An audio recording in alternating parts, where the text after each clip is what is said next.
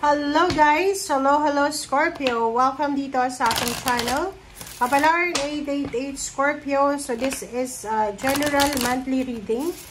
Tingnan natin Scorpio kung makaka-resonate ka sa mga barahang to. So please connect your intuition sa mga barahan na lumalabas sa aking reading. Okay, Scorpio. First card natin is Courage. Pwedeng resonated din to sa Pisces. So, if you are cross-watchers ng Pisces, pwede kang resonated dito. So, Courage number 8. Scorpio, you need to be courageous. Kailangan mong maging matatag, maging malakas, na harapin lahat ng mga conflict, mga obstacles and challenges na posibleng dumaan sa buhay mo. Okay. Next card tayo, Scorpio.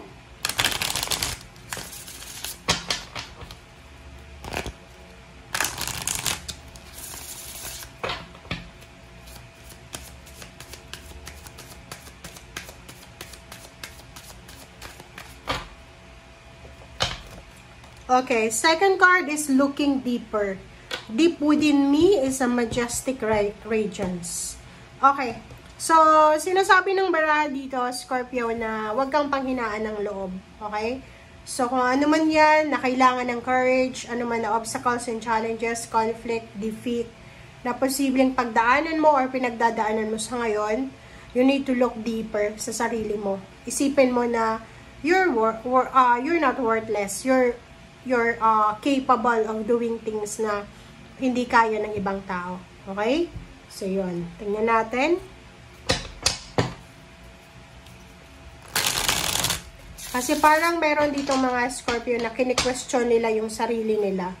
Na hindi ba ako sapat? Ganyan, ganito. Kulang ba yung effort ko? Bakit ganito? Bakit maulit-ulit? Ganyan. No. Hindi ka dapat nag-iisip ng ganyan.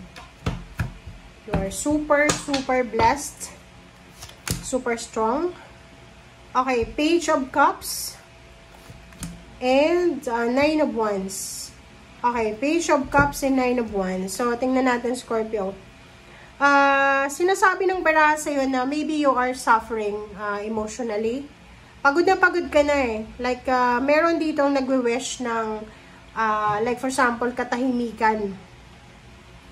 Maybe merong mga Scorpio na pagod ka na sa pakikipag-deal sa iyong karelasyon, asawa or live-in partner, boyfriend, girlfriend.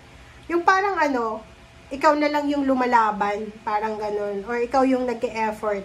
And yung Page of Cups dito, sinasabi ng barahan na meron ditong Scorpio na nag-wish sila na sana magkaroon ng, kumbaga, pagbabago. Like for example, hindi ka na masaya sa karelasyon mo, nagwe-wish ka na sana makatagpo ka ng tao na magmamahal sa'yo, na yung talagang mamahalin ka.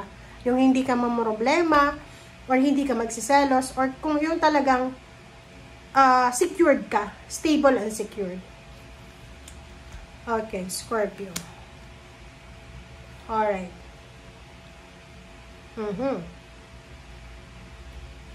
Same with the Pisces siya. Kasi sa Pisces, King of Swords, sa'yo Queen of Swords. So, sinasabi ng baraha sa'yo na you need to free yourself from your past. Okay? Be courageous. Okay? Kailangan mong maging malakas, maging matatag, maging strong, maging, courageous tayo. Maging clear tayo sa intention natin. Kasi dito sinasabi na gusto mo nang gusto mo nang makaalis sa nakaraan or pwedeng sa kasalukuyan, hindi ka na masaya So, sinasabi ng baraha sa'yo dito na huwag kang mag-hold back. Kung talagang gusto mo na ng freedom, hanapin mo yung freedom or gawin mo siya. Wow! So, there's a good news. There's an exciting news, an exciting event or celebration na posibleng i-celebrate mo this month of August. So, maraming rason para maging masaya. So, merong birthday celebration ng family, may wedding anniversaries. So, maraming rason para maging masaya ka ngayong buwan ng Agosto. Alright.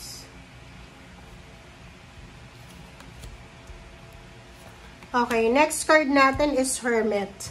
Hermit and Queen of Wands. Wow! So, sinasabi ng baraha sa'yo dito, na talagang sinasabi ng baraha na, lahat to lahat ng baraha mo na lumabas, gusto mo ng katahimikan You're aiming for peace and harmony. You're aiming for freedom. You're aiming for clarity. Kasi parang yun na nga, sawang-sawa ka na sa pakikipag-deal. Like for example, sa in-laws, sa asawa, boyfriend, girlfriend, sa magulang, sa mga tao sa paligid mo, sa mga trabaho na nakukuha mo. Parang gano'n yung, parang ang feeling mo is lahat na lang na ginagawa mo ay hindi, parang may trabaho ka pero yung feeling mo empty ka. Yung may relationship ka pero hindi ka na masaya. Pagod ka na. Wheel of Fortune and Knight of Pentacles. So, diba? Ang sinasabi ng Wheel of Fortune na to at saka Knight of Pentacles na talagang gustong-gusto mo nang magbago ang buhay mo. It's either love, relationship, family life, or kahit ano ito na gusto mong magbago. Basta, sinasabi ng baraha, especially money. So, kung talagang decided ka, Scorpio, sinasabi ng baraha sa'yo dito na itry mo, gawin mo ang lahat. Like yung iba, gustong mag-try na magtrabaho sa malayong lugar. Yung iba, gustong umalis sa kanilang kinalalagyan sa ngayon. Gawin mo siya kung yun yung nararapat or gusto mo. Okay? Sabi ko sa'yo Diba? Diba? So, sabi sa'yo dito ng baraha, gusto mo nang mag-travel gusto mo nang makaalis, yung parang feeling stagnant ka, kahit saan ka pumunta na lugar, parang feeling mo suffocated ka. Kung ganito yung pakiramdam mo, mag-comment ka sa comment section, diba? Yung parang feeling mo, kahit saan trabaho ka pumunta, lugar, lalo sa Pilipinas or kung nasa ibang bansa ka man, feeling mo suffocated ka. Kaya, sinasabi ng baraha sa'yo dito, or parang, yun, may trabaho ka pero hindi sapat. And nakikita ko sa'yo dito na kailangan mo magdesisyon. And this is for your own happiness. Kailangan mo daw, Scorpio, na i-prioritize ang iyong kaligayahan, yung pag-iipon ng pera, and at the same time, yung pagmamahal mo sa sarili mo. Okay. So, thank you. So, let's clarify. Pa-comment nga sa comment section, yung mga Scorpio dyan, na pagod na sila. Yung nasasakal ka na, stagnant na yung parang ganun. Okay, so let's clarify the 9 of Wands and Page of Cups. 9 of Wands and Page of Cups, diba? Relationship talaga to, guys. So, nakikita ko sir dito na hindi ka na masaya. Yung parang nag-wish ka na sana makatagpo ka ng tao na talagang mamahalin ka unconditionally.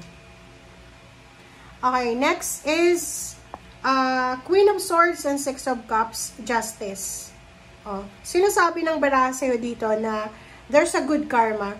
There's a karmic blessing, karmic justice na parating sa'yo. There's a balance. So, huwag kang mawala ng pag-asa. You need to be courageous. Harapin mo yung lahat ng mga kinakatakutan mo na yan. Face it, okay? Kasi yung justice na to, sinasabi na bibigyan ka ng pagkakataon ng universe na ma-enjoy kung ano yung dapat mong ma-enjoy sa buhay. And at the same time, ibibigay sa'yo yung nararapat para sa'yo. And with Libra, like for example, if you have someone na Libra, yung zodiac sign niya, matutulungan ka niya para makapag-decide sa current na situation mo. And let's clarify 10 of Cups and Ace of Wands. 0 the Fool. Wow. So, maraming pagsisimula dito. Medyo risky siya, pero sinasabi ng baraha sa'yo na kung yun talaga yung gusto mong gawin, be it.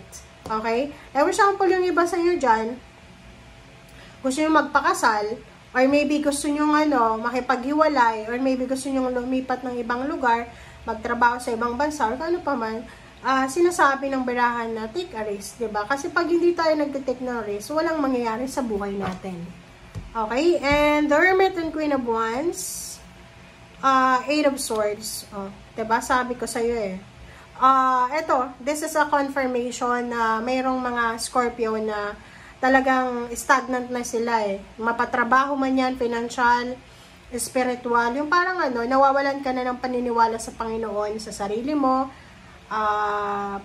yung feeling mo, hopeless and helpless, parang ganon, stagnant, nasasakal, entrap ka, sinasabi ng bara sa'yo dito na yon, you need to ituloy mo yung minimiti mong freedom, katahimikan, kasi doon ka talaga matatahimik eh.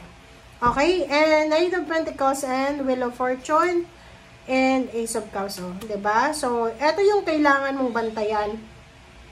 Bantayan mo siya kasi there's an incoming change, transformation, alchemy. May magbabago sa buhay mo na pwedeng magdala sa'yo ng sobra-sobrang kaligayahan. Okay? Sobra-sobrang kaligayahan, sobra-sobrang pera, sobra-sobrang abundance and prosperity. And sa ilalim mo dito is Three of Swords and Ace of Wheels and Queen of Wands. So, nakikita ko sa'yo dito, hindi ka makamove on sa dati mong boss or sa dati mong pinagtatrabahuhan or sa dati mong kakilala na pwedeng ginawan ka ng masama o yung parang pain and heartaches mo, hindi mo ma-let go. Kaya apektado yung nangyayari sa'yo sa ngayon. Okay? Thank you guys for watching. Bye!